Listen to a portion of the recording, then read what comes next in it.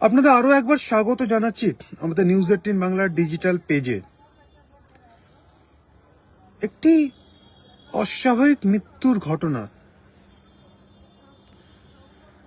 সেই ঘটনার পর প্রায় 3 মাস হতে চলল। সেই ঘটনা 3 মাস পর সেই আনন্যাচারাল ডেথে বা এই অস্বাভাবিক মৃত্যুর ঘটনায় খুনের মামলা রুজু করলো কলকাতা পুলিশের পোস্তা থানা।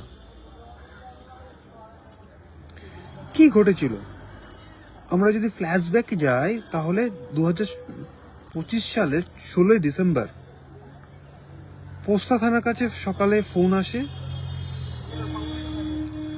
যে ওই এলাকারই একজন যুবক রাজেন্দ্র শর্মা ওরফ ভিকি শর্মা একটি 4তলা বারান্দা থেকে নিচে পড়ে যান এবং তাকে কলকাতা মেডিকেল কলেজে নিয়ে যাওয়া হলে সেখানে চিকিৎসকরা মৃত বলে ঘোষণা করেন। তদন্ত শুরু হয়, এনকোয়ারি শুরু হয়। প্রাথমিকভাবে পুলিশ জানতে পারে যে ওই যে বাড়ির 4তলা বারান্দা থেকে এই ভিকি পড়ে যায় সেখানেই তার এক বান্ধবী শিখা সিং থাকতেন। তিনি বিধবা, তার ছেলে মেয়ে রয়েছে, তারা সে সময় বাড়িতে ছিলেন না এবং এই শিখার সাথে একটা সম্পর্কে জড়িয়ে পড়েছিলেন এই ভিকি এবং সেই সম্পর্ক টানাপোড়েন এবং টানাপোড়েনে কোনো একটা বচসাকে কেন্দ্র করে ভিকি নাকি সেদিন শিখাকে হামলা চালিয়েছিল, শিখার উপরে চড়াও হয়েছিল, তারপরে উপর থেকে নাকি ঝাঁপ দিয়েছিলেন এই যুবক। এই প্রাথমিকভাবে এই সমস্ত তথ্য সামনে আসে এনকোয়ারি পর্যায়ে। ভিকির ইনকোয়েস্ট করা হয়, বডির দেহের ময়নাতদন্ত করা হয়েছিল এবং ঘটনার সময় থেকেই ভিকির পরিবারের তরফ থেকে দাবি করা ছিল যে ভিকিকে খুন করা হয়েছে।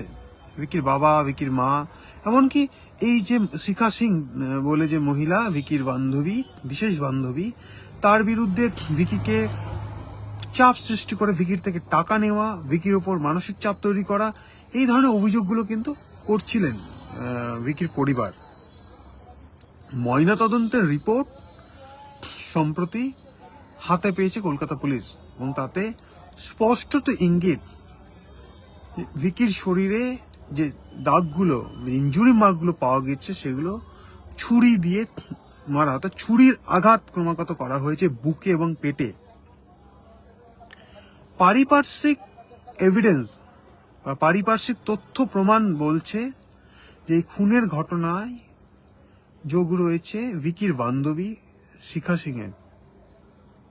কারণ যে ঘটনাস্থল, সেই ঘটনাস্থলে ঘটনার সময় বা সেই মুহূর্তে শিখা ছাড়া কেউ ছিলেন না এবং ভিকির শরীরে যে দাগ, ইনজুরি মার্কগুলো পাওয়া গেছে, ছুরির যে আঘাতগুলো পাওয়া গেছে, সেইগুলো সেলফ ইনফ্লেক্টেড বা আত্মঘাতী কোনো আঘাত নয়, সেটি কেউ বা কারো দ্বারা সে আঘাত করা হয়েছে। এবং ঘটনাচক্রে যখন ঘটনাটি ঘটেছে, ভিকি যখন উপর থেকে পড়ে যাওয়ার মোমেন্ট এবং ফরেন্সিক এক্সামিন যারা করেছেন, ফরেন্সিক এক্সপার্ট, তাদের যে রিপোর্ট, সেই জায়গা থেকে সেই সমস্ত পারিপার্শ্বিক যে তথ্য প্রমাণ, তাতে পুলিশ মনে করছে এটি খুন এবং খুনের নেপথ্যে রয়েছে এই শিখাই ছুরি দিয়ে একাধিকবার তার শরীরে আঘাত করেছে, এমনটাই পারিপার্শ্বিক তথ্য প্রমাণ। কারণ ঘটনার মুহূর্তে শিখা ছাড়া সেখানে কেউ ছিলেন না। ভিকির শরীরে যে ধরনের আঘাতের চিহ্ন বুকে ও পেটে পাওয়া গেছে সেগুলো সেলফ ইনফ্লেক্টেড বা আত্মঘাতী কোনো আঘাত নয়। তাহলে শিখা ছাড়া কে মারলো?